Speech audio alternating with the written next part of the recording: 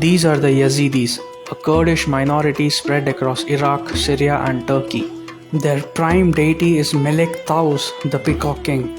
According to Yazidi culture, God created 7 divine beings, whom Tausi Melek was created from his own illumination and appointed as the leader. Later, God gave life to Adam from his own breath and instructed all the 7 divine beings to bow down to Adam. All of them obeyed except for Melek Taus. In answer to God, Melek Taus replied, "How can I submit to another being? I am from your illumination while Adam is made of dust." Pleased by his duty boundness, God made him the leader of all angels and his deputy on the earth. The Yazidis worship Melek Taus in the form of a peacock, and the serpent is the totem of Melek Taus. However, peacocks are not native to the lands where Melek Taus is worshipped. So, what explains the Yazidis worshipping the peacock? The Yazidi god of Melek Taus bears striking similarities with the Hindu god Muruga or Kartikeya. According to the Hindu culture, Lord Muruga was born out of the 6 sparks that emanated from the third eye of Lord Shiva. And like Melek Taus, Lord Muruga too was very outspoken and was appointed as commander-in-chief of the Devas. And the peacock is the Vahana or the mount of Lord Muruga. It is not just the gods which are similar. The Yazidis celebrate their new year around April 14th, which is around the same time when Hindus mark their new year. Incidentally, the first full moon day in the first Tamil month, Chitrai, which falls in the month of April, is the festival of Chitra Purnami, a day when devotees observe fasting and worship Lord Muruga. The temples of the Yazidis are situated on hilltops, much like the temples of Lord Muruga. The Yazidi temples also look similar to a Hindu temple. The Yazidis worship with the Arati much like the Hindus do. The lamps used by the Yazidis have a striking similarity to the lamps that Hindus use. This is a wall painting not from India but from the temple city of Lalesh in Kurdistan, Iraq. Like the Hindus, the Yazidis too sport a tilak on their forehead. And like the Hindus, the Yazidis believe in reincarnation and transmigration. The Yazidi culture bears more resemblance with the Hindu ideas than it does with any of the religions in their surrounding areas.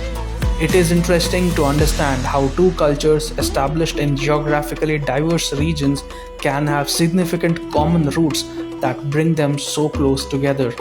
There are several such instances where pagan cultures in other parts of the world bear a striking resemblance to Hindu gods and culture. The similarities between Hindu and Greek gods are much talked about. Both Indra and Zeus are the kings of the gods. Their weapons are thunderbolts, and both of them slay a sea monster. Indra's opponent is the serpent Vritra, and Zeus fights and vanquishes Typhon. Yama and Hades are the lords of death and preside over the netherworld. Both decide the fates of the souls that pass into their realm, and both are deeply concerned with justice. The god of love, Kamadeva, also known as Manmatha, is what Cupid is to the Greeks.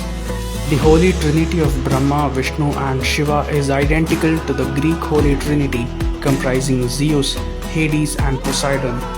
The Ursa Major constellation of 7 stars is called the Saptarshi in Hindu culture, while they are the 7 sisters known as the Pleiades in Greek culture.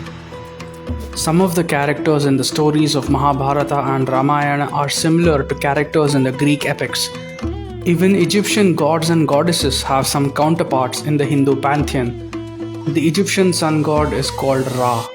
The Hindu sun god Surya has another name, Ravi. Apis or Hafiz is an Egyptian bull deity that was worshipped in the Memphis region. Much like the Hindu god Nandi, Hafiz serves as an intermediary between humans and an all-powerful creator god Ta, which sounds similar to the Sanskrit word Pita, meaning father. Another interesting Egyptian god is Nefertem, who was originally a lotus flower at the creation of the world, who had arisen from the primal waters. This is close to the creation of Brahma, who is said to have been born from a lotus flower that emerged from the navel of Lord Vishnu, who was sleeping on an ocean of milk or the Milky Way. Up in the region in what is today Russia, the Slavic deities bear a striking resemblance to the Vedic Hindu deities, both in pronunciation and in significance. Rud, the primordial god and creator of the universe, bears much semblance to Rudra. Lord Shiva's attributes are materialized in a Slavic female deity called Ziva. Just like how Shivalingam denotes fertility, the Slavic Ziva is the goddess of fertility. Both Hindu goddess Kali and Slavic goddess Morena are goddesses of death. Triglav is a Slavic word for god with three heads, almost identical to the Hindu trinity. Swarog is the Slavic sun god, and Swarga in the Sanskrit language means heaven. An ancient Vishnu idol dating to the 7th to 10th century AD was allegedly found during excavations in an old village in Russia's Volga region. Given that Hinduism is the oldest culture, all these bears testimony to how Hindu culture has influenced every nook and corner of the world.